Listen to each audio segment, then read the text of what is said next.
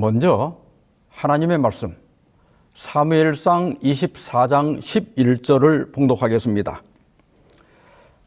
내 아버지여 보소서, 내 손에 있는 왕의 옷자락을 보소서. 내가 왕을 죽이지 아니하고 겉옷자락만 베었은즉 내 손에 악이나 죄가가 없는 줄을 오늘 아실지니이다.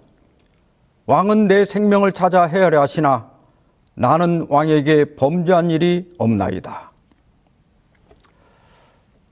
오늘은 조선 최고의 성군으로 평가받는 세종대왕의 이야기로 설교를 시작하려고 합니다. 세종의 아버지 태종 이방원은 황희가 입이 무겁고 공무에 능하다는 점을 높이 평가하여 형조 또 병조 등 6조 판서를 두루 맡기며 중용합니다.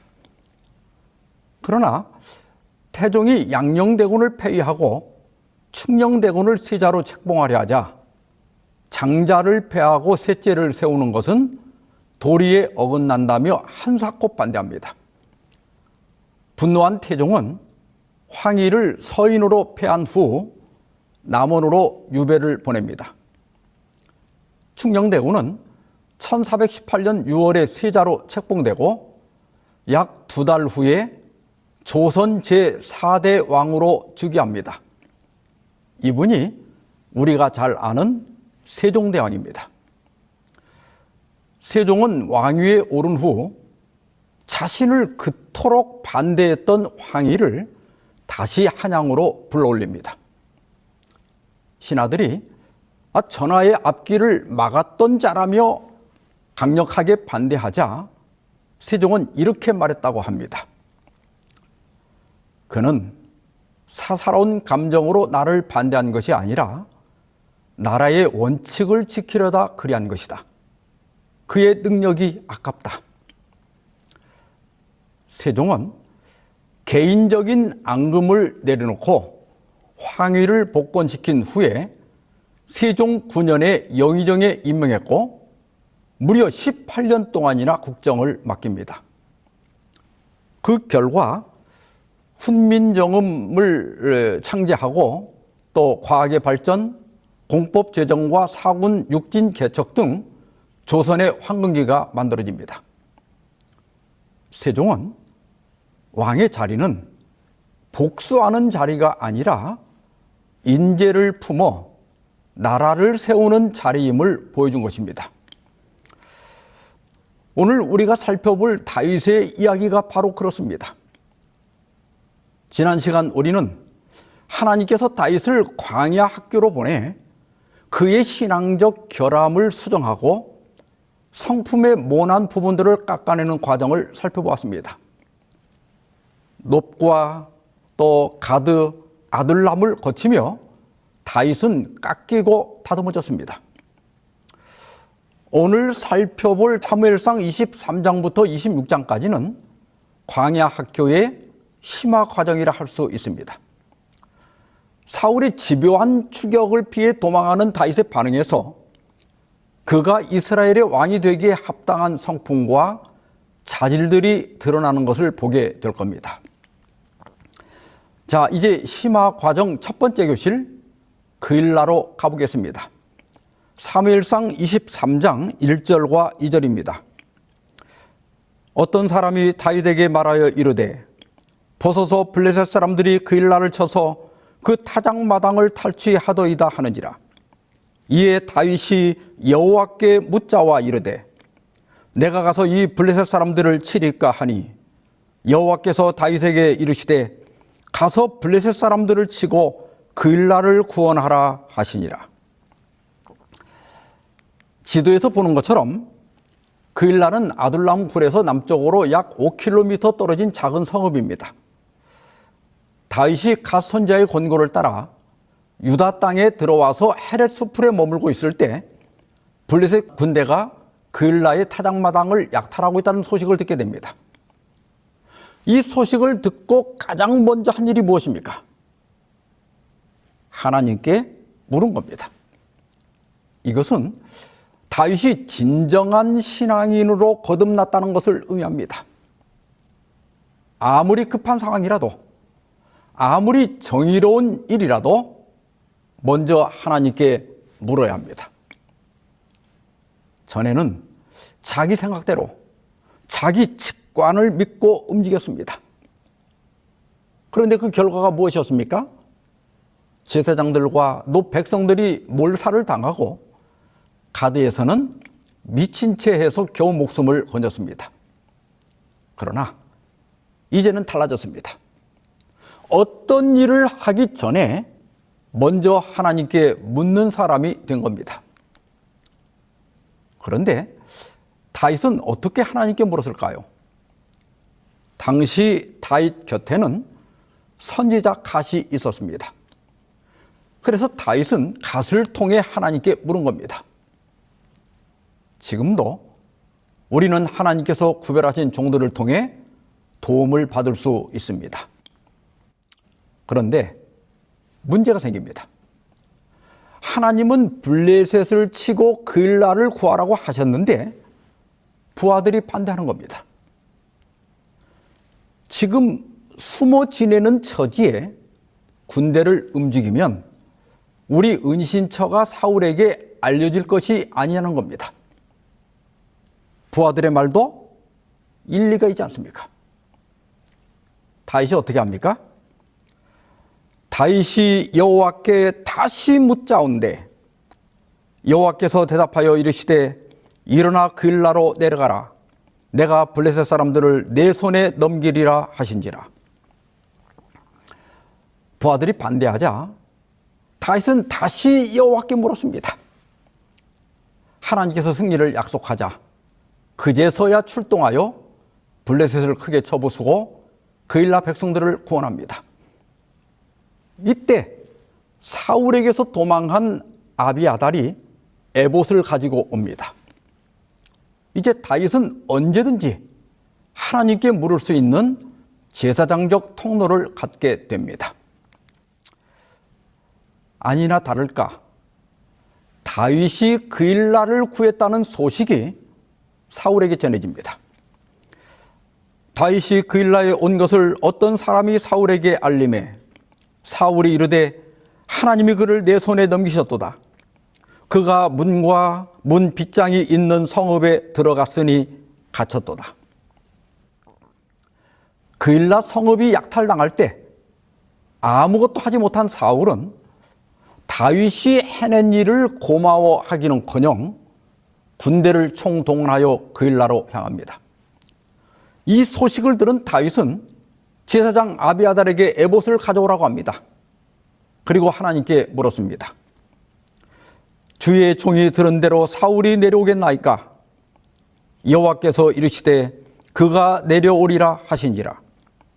다윗이 이르되 그일라 사람들이 나와 내 사람들을 사울의 손에 넘기겠나이까 하니 여호와께서 이르시되 그들이 너를 넘기리라 하신지라. 이 제사장의 그 에봇 위에는 흉패가 있고 흉패 양쪽에 우림과 둠밈이라는 보석 2개가 달려 있습니다. 하나님께 물었을 때 오른쪽 우림이 밝아지면 예스이고 왼쪽 둠밈이 흐려지면 노입니다. 사울이 내려오겠는지 물었을 때 오른쪽 우림이 밝아졌습니다. 그일라 사람들이 배신할지 묻자 또 우림이 밝아졌습니다. 이게 세상 인심입니다. 사람들은 정의를 따라 움직이지 않고 자신들의 이익을 따라 움직입니다. 나에게 이익이면 옳은 것이고 나에게 손해가 되면 나쁜 겁니다. 그래서 여러분, 사람은 믿을 게 못 됩니다. 물론 친구가 있어야 하지만 그러나 우리가 영원히 믿고 의지할 분은 어제나 오늘이나 영원토록 변함없는 하나님밖에 없습니다. 다윗은 즉시 600명의 부하들과 함께 그일라를 떠나 유다 광야로 갑니다. 이제 두 번째 교실 10광야로 가보겠습니다. 사무엘상 23장 14절입니다. 다윗이 광야의 요새에도 있었고 또 10광야 산골에도 머물렀으므로 사울이 매일 잣때 하나님이 그를 그의 손에 넘기지 아니하시니라. 사울이 3,000명의 군사를 이끌고 그일라로 가는 도중 다윗이 성읍을 떠났다는 보고를 받고 추격을 멈춥니다. 그러나 사울은 포기하지 않고 수색대를 풀어 계속해서 다윗을 찾습니다.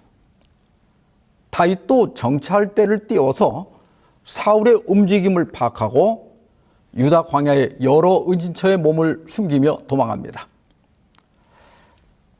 다윗이 잘 피해 다닌 것은 사실이지만 그러나 더 근본적인 이유는 하나님께서 다윗을 사울에게 넘기지 않으셨기 때문입니다. 여러분, 우리가 여러 위험과 특히 환난에 대해 지혜롭게 대비해야 하지만 가장 안전한 피난처는 하나님밖에 없습니다.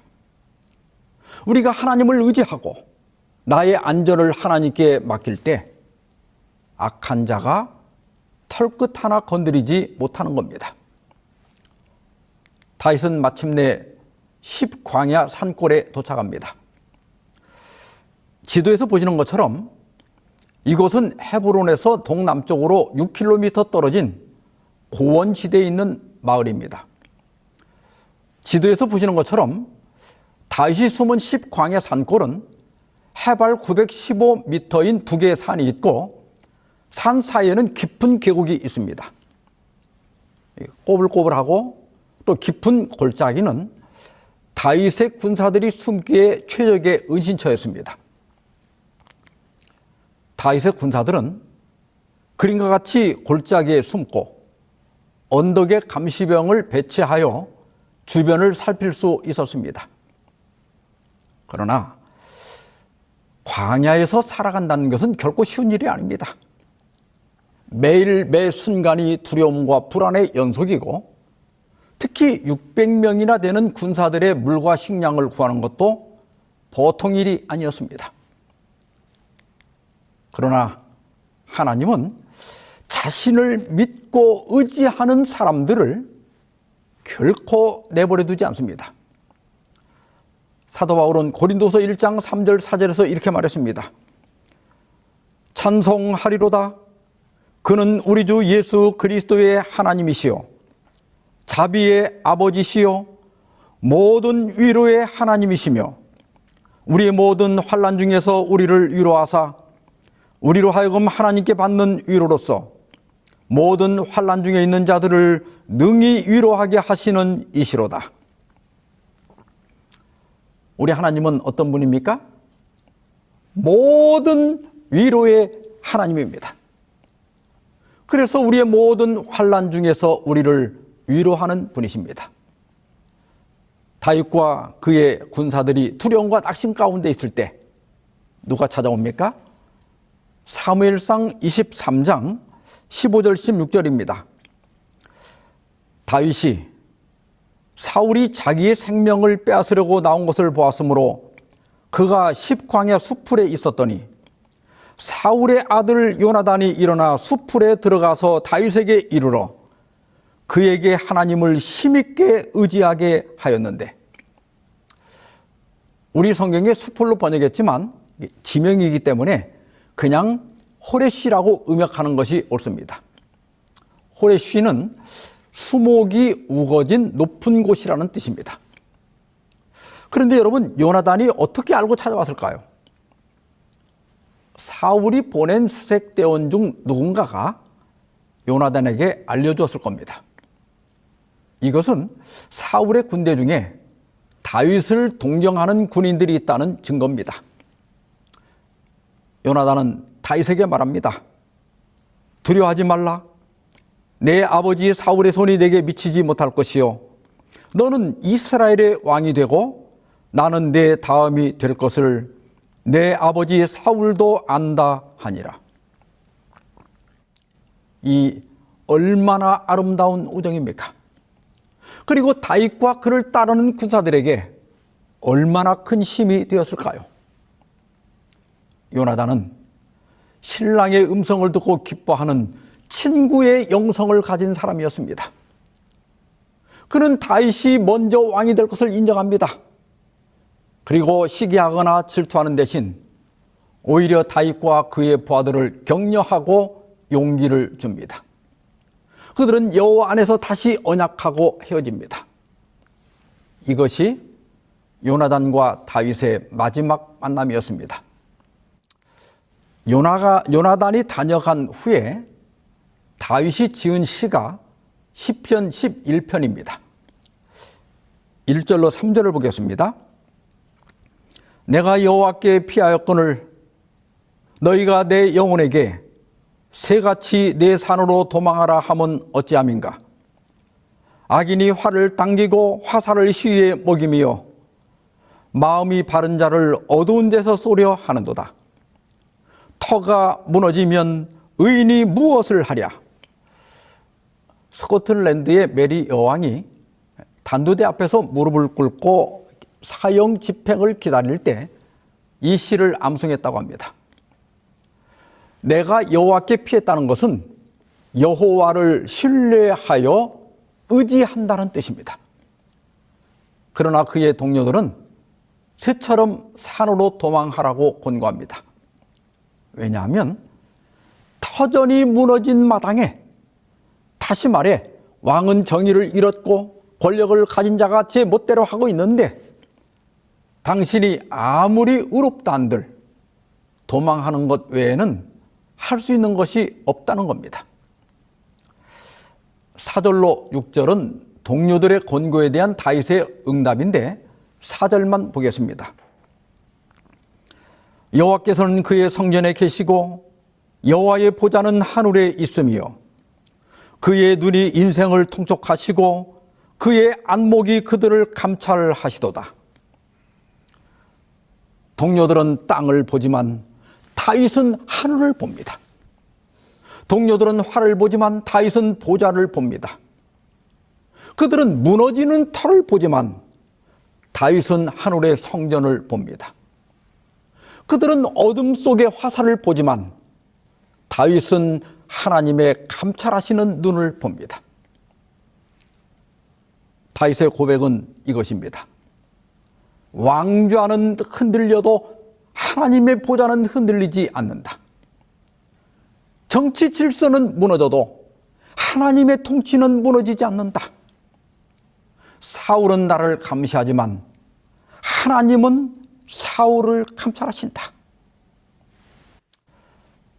악인이 의로운 사람을 공격하지만 하나님이 지켜보시며 언젠가 보응할 것을 믿는 겁니다. 우리도 삶의 터전이 흔들릴 때가 있습니다. 경제가 무너지고 건강이 무너지고 관계가 무너지고 신앙의 원칙이 무너질 때가 있습니다. 그러나 하늘을 바라보는 사람은 낙담하지 않습니다. 결국은 정의가 이기고 원칙이 이기고 하나님의 뜻이 이루어질 것을 믿기 때문입니다. 그러나 사는 것이 쉽지 않습니다. 다윗은 억울한 피해자입니다. 사울에게나 백성들에게 공을 세우면 세웠지 잘못한 게 하나도 없습니다. 그런데도 10사람들이 또 다윗을 배신합니다. 그때 10사람들이 기브아에 이르러 사울에게 나와 이르되 다윗이 우리와 함께 광야 남쪽 하길라 산 숲을 요새에 숨지 아니하였나이까. 사울은 즉시 3,000명의 정예군을 이끌고 출동합니다. 다윗과 그의 부하들은 마혼과 사해 사이에 있는 거대한 협곡, 바위 계곡으로 내려가 숨었습니다. 그림에서 보시는 것처럼 사울의 군대가 추격해오자 다윗의 군대는 반대편 바위로 올라가 도망하기 시작했습니다. 바위 계곡의 틈은 좁지만 매우 깊어서 바로 건너갈 수가 없기 때문에 사울은 다윗을 뻔히 보고도 잡을 수가 없었습니다. 결국 사울은 군대를 풀어 산 전체를 포위합니다. 절체절명의 위기입니다. 바로 그 순간 하나님의 손길이 개입합니다. 전령이 사울에게 와서 이르되 급히 오소서 블레셋 사람들이 땅을 침노하나이다. 이 절체절명의 순간에 블레셋이 쳐들어왔다는 급보가 온 겁니다. 사울은 추격을 멈추고 급히 돌아갑니다.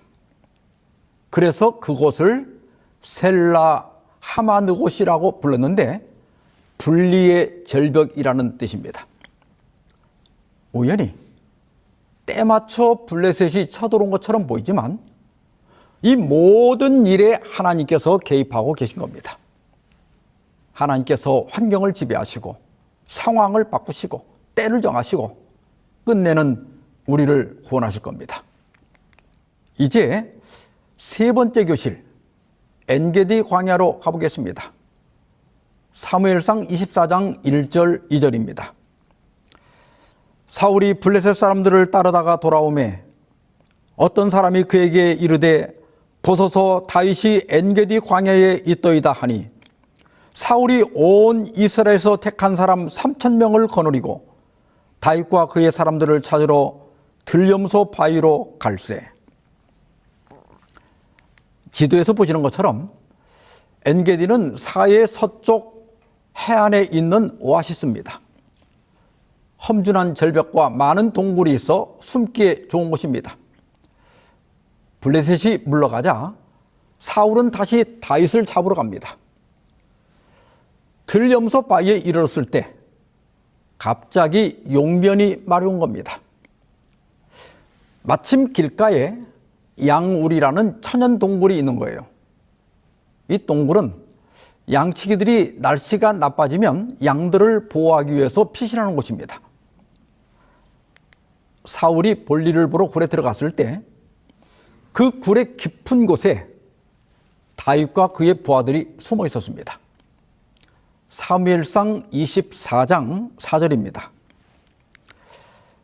다윗의 사람들이 이르되 보소서 여호와께서 당신에게 이르시기를 내가 원수를 내 손에 넘기리니 내 생각에 좋은 대로 그에게 행하라 하시더니 이것이 그날이니이다 하니 다윗이 일어나서 사울의 겉옷자락을 가만히 베니라. 얼마나 완벽한 괴입니까? 사울은 무방비 상태고 다윗 곁에는 용사들이 있습니다. 단 한 번의 칼질이면 고달픈 도망자 신세가 끝나는 겁니다. 왕위도 평화도 안전도 한순간에 얻을 수 있었습니다. 그러나 다윗은 어떻게 합니까? 사울의 겉옷자락만 뵙니다. 사울이 나가자 한참 뒤에 다윗도 굴에서 나와서 사울을 부릅니다. 그리고 땅에 엎드려 절하고 간곡히 호소합니다. 내 아버지여 보소서, 내 손에 있는 왕의 옷자락을 보소서. 내가 왕을 죽이지 아니하고 겉옷자락만 베었은즉 내 손에 악이나 죄가가 없는 줄을 오늘 아실지니이다. 왕은 내 생명을 찾아 헤아려 하시나 나는 왕에게 범죄한 일이 없나이다. 베어진 옷자락을 본 사울은 깜짝 놀랍니다. 다윗이 마음만 먹는다면 정말 자기를 죽일 수 있었습니다. 사울은 울면서 내가 나보다 의롭다고 인정합니다. 그리고 다윗이 왕이 될 것도 안다고 말하면서 자신이 죽은 후에 자기 자손들을 멸하지 않을 것을 여호와의 이름으로 맹세해달라고 간청합니다. 다윗이 기꺼이 맹세하자 사울은 추격을 멈추고 기브아로 돌아가고 다윗은 요새로 올라갑니다. 여기서 해피엔딩이 되면 얼마나 좋습니까? 그러나 사울의 이 감동은 오래가지 못합니다.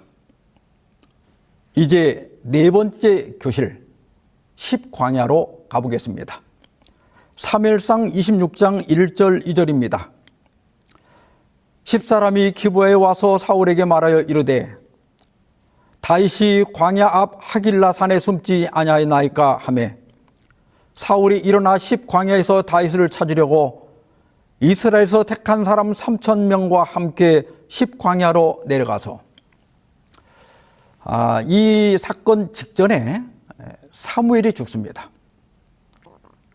사울을 견제할 수 있는 유일한 인물이 사라지자 지도에서 보시는 것처럼 다윗은 멀리 이 유대 남쪽에 있는 바란 광야로 피신합니다.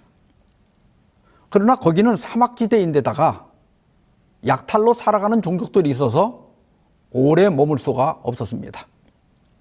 그래서 다시 북쪽으로 올라와 하길라 산으로 들어갑니다.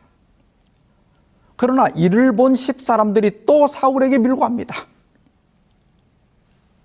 엔게디에서의 감동도 잠시. 사울은 다시 다윗을 추격합니다. 이에 다윗이 정탐꾼을 보내어 사울이 과연 이른 줄 알고 다윗이 일어나 사울이 지친 곳에 이르러 사울과 내레 아들 군사령관 아브넬이 머무는 곳을 본즉 사울이 진영 가운데 누웠고 백성은 그를 둘러 진쳤더라. 어둠을 틈타 다윗은 아비새를 데리고 사울의 막사까지 갑니다. 아비새는 이 기회에 사울을 죽이자고 말합니다. 지난번 엔게디 굴에서 살려주었지만 결과가 무엇입니까? 이번에는 봐줄 필요가 없다는 거예요. 그러나 다윗은 이렇게 말합니다. 다윗이 아비새에게 이르되 죽이지 말라. 누구든지 손을 들어 여호와의 기름 부음 받은 자를 치면 죄가 없겠느냐 하고 다윗이 또 이르되 여호와께서 살아계심을 두고 맹세하노니 여호와께서 그를 치시리니 혹은 죽을 날이 이르거나 또는 전쟁에 나가서 망하리라. 다윗은 두 가지를 확신합니다. 첫째는 하나님의 기름 부음 받은 자를 해치는 것은 죄다. 둘째, 여호와께서 친히 사울을 다루실 것이다. 다윗은 복수를 하나님께 맡깁니다. 사도 바울도 로마서 12장 19절에서 이렇게 말합니다. 내 사랑하는 자들아, 너희가 친히 원수를 갚지 말고 하나님의 진노하심에 맡기라. 기록되었으되 원수 갚는 것이 내게 있으니 내가 갚으리라고 주께서 말씀하시니라. 심판자는 하나님이십니다. 개인적 보복은 내가 하나님의 자리를 차지하는 겁니다. 대신 바울은 악에게 지지 말고 선으로 악을 이기라고 권고합니다. 복수하고자 하는 욕망을 내려놓고 오히려 선을 베풀 기회로 삼으라는 겁니다. 이것이 악에 대한 진정한 승리입니다. 다윗은 그 원칙을 따릅니다. 그는 사울의 창과 물병만 가지고 나옵니다. 그리고 멀리 건너편 산 꼭대기로 올라가서 창과 물병을 보이며 사울에게 간곡히 호소합니다.